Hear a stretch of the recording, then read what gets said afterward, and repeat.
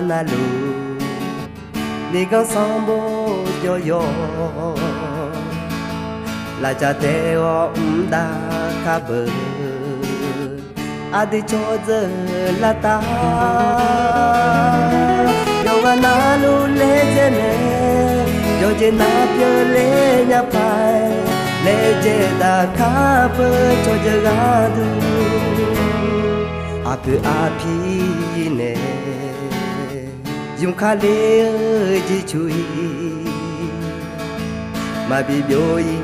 nhà phải đừng ta lê má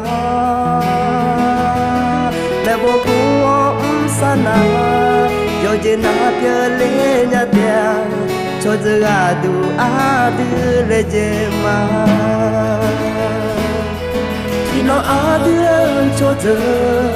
khi nó đưa cho ta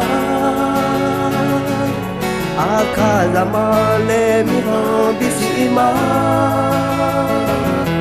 Yaku yada jichui Yami yayo jichui Adi cho jagaduma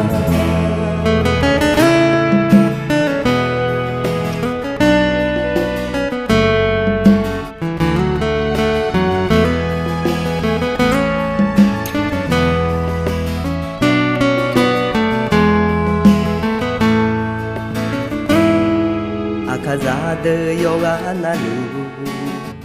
ni con sông bố yo yo là cha te o da ka bơ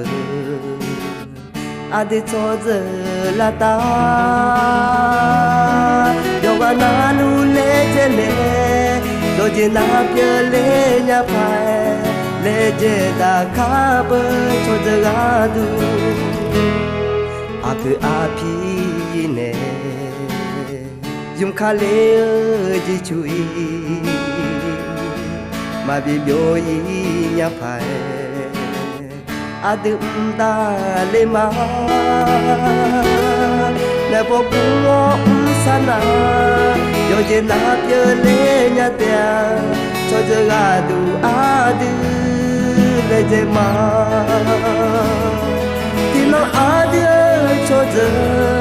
thì nó đưa cho ta Akazamale miho bisima Yaku yada jichui Yami yayo jichui Adi cho jagaduma Adi cho jagaduma